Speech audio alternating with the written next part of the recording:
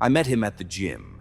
Late evenings, when it was almost empty, he'd always be there, headphones in, focused, lifting like the weight of the world sat on his shoulders. He smiled at me once while I was wiping down a treadmill, and that was it. We started talking. It was normal at first. Coffee after workouts, late-night drives to grab a cheat meal, dinner dates that stretched past closing hours. He was funny and gentle, the kind of person who made you feel safe just by being near them. After a few weeks, he told me he had recently been diagnosed with schizophrenia.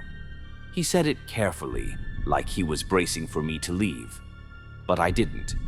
I told him it didn't change how I felt. For a while, it didn't. Sometimes he'd glance behind me mid-conversation, eyes darting to corners of the room. Or he'd stop mid-laugh, listening to something I couldn't hear. He told me about the voices, how they whispered things that weren't real, how he tried to ignore them. I nodded, told him I understood. I wanted to believe I could handle it. One night after a late workout, he asked me to come over. His apartment was dim, blinds drawn, the hum of the refrigerator the only sound. He seemed nervous, pacing as if he was waiting for someone else to arrive. "They've been asking about you," he said suddenly. "Who?" I asked, forcing a laugh. He looked at me with this strange calmness. "Them. The ones you can't see yet." I froze. He smiled softly. "I told them you would come." The room went still. My ears rang.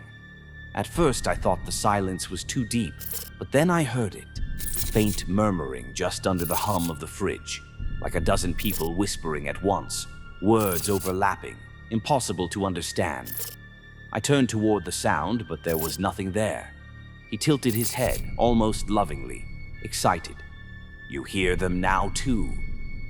I left that night shaking, convincing myself it was just suggestion, nerves, imagination. But then the whispers didn't stop. I'd hear them faintly in my apartment, under the TV, in the shower, in the spaces between my thoughts. Sometimes they said my name. Sometimes they just breathed. When I closed my eyes, I'd see quick flashes of movement, like someone stepping just out of sight. He texted me a few days later. "They like you. They said you listen better than I do." I blocked his number. I tried to forget him, but the voices didn't go away. 3 months of torture continued.